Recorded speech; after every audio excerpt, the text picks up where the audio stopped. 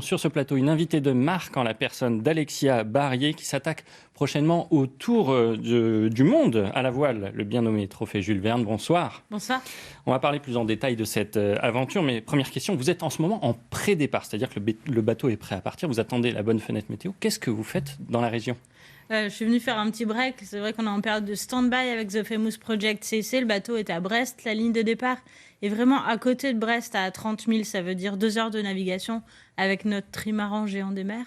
Donc j'ai décidé de venir reprendre ma respiration ici chez moi, dans les Alpes-Maritimes, voir les montagnes enneigées, la mer Méditerranée et passer du temps avec les miens pendant 48 heures avant de repartir au combat.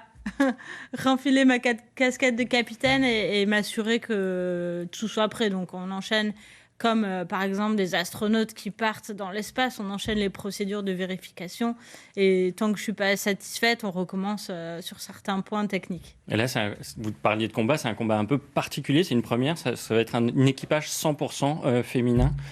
Comment ça se prépare ? C'est une préparation particulière du coup ? Le Trophée Jules Verne, c'est le tour du monde à la voile sans escale et sans assistance. On choisit son bateau et on choisit son équipage. En rentrant du Vendée Globe en 2020, j'ai choisi de faire un équipage 100% féminin.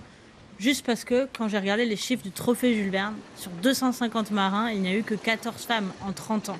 Donc je trouvais ça inadmissible. Pourtant la voile c'est le sport équitable où il y a des catégories qui sont mixtes, hommes-femmes. Sport féministe, sport mixte à fond sur le papier, mais dans la réalité, il y a encore quelques petits problèmes à régler. Donc faire bouger les lignes de mon sport, pour moi c'était important.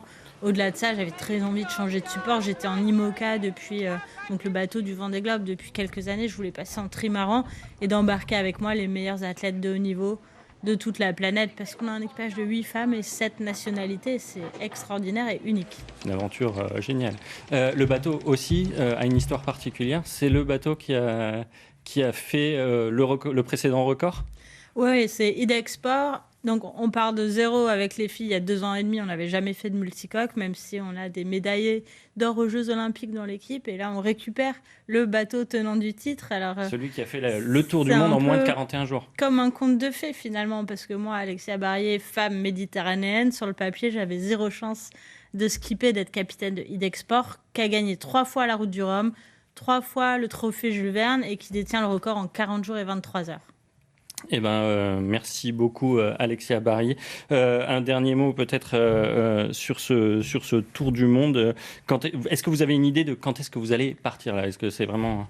Le plus vite possible, parce qu'autant gérer un départ de course, on connaît la date, autant gérer un stand-by où on est dans l'incertitude, c'est un exercice vraiment particulier. Merci beaucoup d'avoir accepté notre invitation et surtout bon vent, je crois que c'est ce qu'on dit dans ces cas-là. Merci.